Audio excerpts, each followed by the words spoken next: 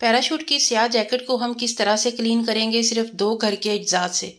मीठा सोडा हमारी ज़िंदगी में किस कदर परेशानियां ख़त्म करता है और आसानियां लाता है, और ये टिश्यू का डब्बा हमें घर की सफाई के लिए किस तरह काम आएगा। बहुत ही यूज़फुल टिप्स आपको आज की वीडियो में देखने को मिलेंगी। वीडियो स्टार्ट करते हैं। अस्सलाम वालेकुम माय यूट्यूब फैमिली, कैसे हैं आप सब लोग। उम्मीद करती हूँ सब अपने घरों में खुशबाश होंगे। अल्लाह ताला से दुआ है अल्लाह ताला आप सबको अपने घरों में खुश रखें, आबाद रखें, आमीन या रब्बुल आलमीन। आज की जो पहली टिप ये है कि ये मीठा सोडा है जो कि मैं बाज़ार से लाई हूँ, तो मैं इसे घर में ख़त्म नहीं होने देती। बहुत सारी हमारी ये सफाई में काम आता है और बहुत ही ये क्लीनिक एजेंट है जो कि हमारी बहुत सारी परेशानियां, हमारा टाइम बचाता है। मनी सेविंग जो हमारे घर में पैसे बचाने वाली जो बहुत सारी तरकीब हैं, टिप्स हैं, उनमें ये मौसर और कारीगर होता है। और ये मैं हाफ kg ला के तो इस डब्बे में डाल रही हूँ। तो ये होता है कई बार डब्बों में नमक पड़ा होता है, मैदा पड़ा होता है, तो पता नहीं चलता बच्चों को लेते हुए, या कई बार मैं ही भूल जाती हूँ। तो इस तरह से मैंने इसका नाम लिख के उसके ऊपर मैंने टेप लगा दिया ताकि जब भी मैं लूँ तो मुझे पता चले कि इसमें मीठा सोडा है। ये हमारे बहुत काम आता है और आप भी घर में ला के रखें और इसी तरह इसे जो है ना वो डब्बे में डाल के इसके ऊपर नाम लिख दें ताकि आप भूलें ना। मेरे बहुत सारे डब्बों में नमक और मीठा सोडा और बहुत सारी चीज़ें इस तरह की होती हैं कि मैं भूल जाती हूँ कि कौन सी चीज़ किस डब्बे में पड़ी है। तो उसके लिए बेहतर ये है कि आप इसका जो नाम मेंशन कर देंगे तो आपको याद रहेगा कि इसमें क्या है। नेक्स्ट टिप की तरफ चलते हैं। नेक्स्ट टिप ये है कि ये टिश्यू है एक, या कोई भी कागज़ या अखबार का टुकड़ा आप इस तरह तय लगा के रख लें और उसके ऊपर सिरका डाल लें, और इसके बाद आप इससे क्या काम लेंगे, ये हमारे बहुत सारे काम आएगा। ऐसे यूज़फुल टिप्स जो है ना, इन्हें हम फॉलो करके तो अपनी ज़िंदगी में बहुत सारी आसानियाँ लेके आते हैं। आपको अगर मेरी कोई भी टिप अच्छी लग रही है तो प्लीज़ वीडियो को लाइक करें और कमेंट सेक्शन में प्यारा सा कमेंट दें, और चैनल को सब्सक्राइब करना बिल्कुल भी नहीं भूलना।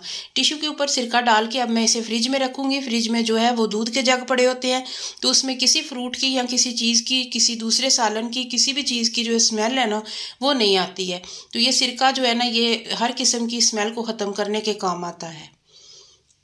नेक्स्ट टिप ये है कि बच्चियों की मैंने ना ड्यूटियां बनाई हुई हैं, वो बर्तन धोती हैं ग्लव्स पहन के। इसके अलावा जो है ना ग्लव्स के साथ भी जो है ना उनकी उंगलियां जो है ना सर्दियों में सूज जाती हैं बर्तन धोते हुए ठंडे पानी से, क्योंकि मेरे घर में गीज़र नहीं है।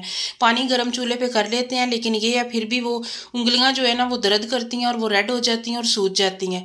तो उसके लिए ये है नीम गर्म पानी में थोड़ा सा नमक डालना है और थोड़े से ड्रॉप्स जो है सरसों का तेल डालना है।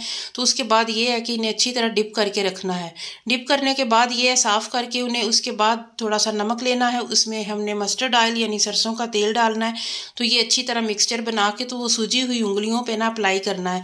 इतना ज़्यादा अच्छा ये तरीका है ना, अगर कभी आपके पाँव की उंगलियों में हारिश हो उसके लिए भी ये नमक और सरसों का तेल जो है ना वो कमाल का जो है ना वो काम आएगा और आपकी दर्द को, सोजन को फौरी ख़त्म करेगा।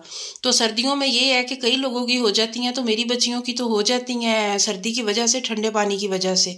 तो इस तरह से अप्लाई करें आप ये इसे मिक्सचर बना के। तो ये इस तरह साफ़ सुथरे हाथों पे जो है ना नमक और सरसों के तेल का जो अमीज़ा मैंने बनाया अभी, वो आपने अच्छी तरह अप्लाई करना है उंगलियों पे ही, मुतासरा जगह पे।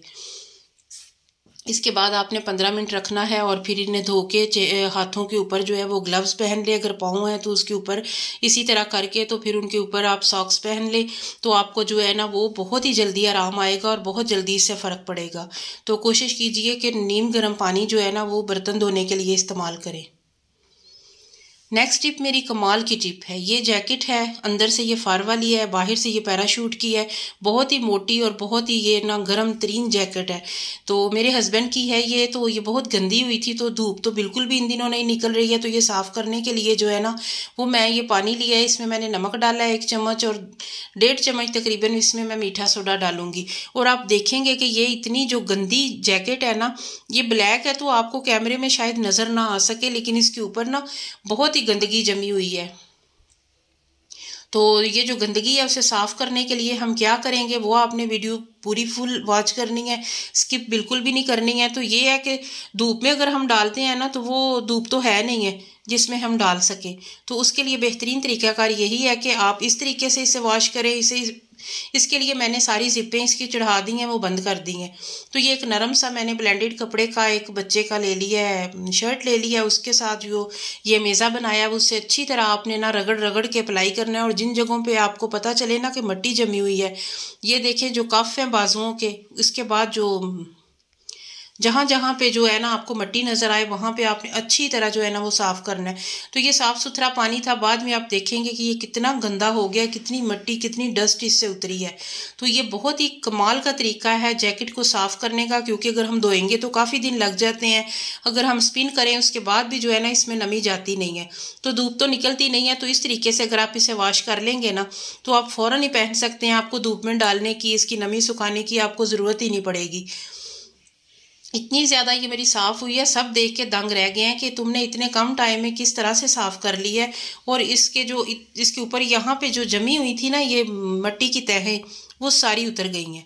तो बहुत अच्छे तरीके से क्लीन हुई है। इसके बाद भी आप वीडियोस ज़रूर देखिएगा कि ये साफ़ करने के बाद मैं एक और बहुत कमाल की टिप आपको बताऊंगी जैकेट के ही हवाले से। तो आप फुल वीडियो वॉच करें ताकि आपको उसका भी पता चले कि इसे अच्छी तरह साफ़ करने के बाद, इसे वॉश करने के बाद, इसके बाद इसके साथ क्या करना है। तो एंड पे जो है ना वो इसे मज़ीद जो है ना वो देरपा बनाने के लिए कि हमारी जैकेट ख़राब ना हो, इसकी ज़िपें ख़राब ना हो, इसके साथ क्या करना है। तो बस ये अच्छी तरह जो है ना वो मैंने ये मीठे सोडे वाला जो मेज़ है वो इसे साफ़ किया। उसके बाद सादा पानी के साथ जो है ना वो अच्छी तरह साफ़ कर लेना है, कपड़ा साफ़ लेके तो सादा पानी के साथ, ताकि वो इसका जो है ना एक बार फिर इसकी डबल शिफ्ट हो जाए सफाई की। बहुत ही कमाल की ये टिप है और बहुत ही ज़बरदस्त है। और आप ज़रूरी से इस पे ना जो इस तरह इसकी सफाई करें, क्योंकि ये पैराशूट की शर्ट्स तो हर घर में होती हैं, बच्चों की होती हैं, बड़ों की होती हैं। तो इस तरीके से जो है ना वो हम इसे बहुत ही अच्छे तरीके से क्लीन कर सकते हैं। तो ये मैंने इसकी जो दूसरी साइड है वो भी कर ली है। देखेंगे पानी कितना गंदा हो गया है। इसके बाद मैं साफ़ पानी लूँगी, साफ़ पानी के साथ भी एक बार फिर इसे करूँगी साफ़, और आप वो भी देखेंगे कि वो भी कितना ज़्यादा जो है ना, ये देखें अब साफ़ पानी आ गया। तो ये मैंने इसे साफ़ करना है, तो ये भी बाद में बहुत ज़्यादा गंदा हो जाएगा। तो आपको पता चलेगा कि कितनी इसके ऊपर डस्ट थी, मिट्टी थी। ये ब्लैक है, ब्लैक कपड़ा जल्दी गंदा हो जाता है, लेकिन इस पर जो है ना कई बार मिट्टी और डस्ट के जो दाग है ना वो हमें पता नहीं चलता कि ये बहुत गंदा है। तो बस ये जब मैंने इसे क्लीन करने बैठी तो मुझे पता चला कि ये जितनी दिख रही थी उससे कहीं ज़्यादा ये गंदी थी। और बहुत ही अच्छे तरीके से मैंने इसे नीट क्लीन साफ़ सुथरा कर लिया है। तो ये देखिए माशाल्लाह से ये स्याह बिल्कुल जेट ब्लैक निकल आई है और कोई मिट्टी कोई डस्ट इसके ऊपर नहीं रही है। बहुत ही अच्छे तरीके से और कम वक्त में मैंने ये साफ़ सुथरी कर ली है। तो आप भी इस तरीके से जो पैराशूट की शर्ट्स ये है ना जैकेट्स हैं, पफर हैं, आप बच्चों के जो कोट वगैरह हैं, जैकेट्स हैं, उन्हें इस तरीके से साफ़ करें। देखिए कितना गंदा पानी इसमें से निकला है।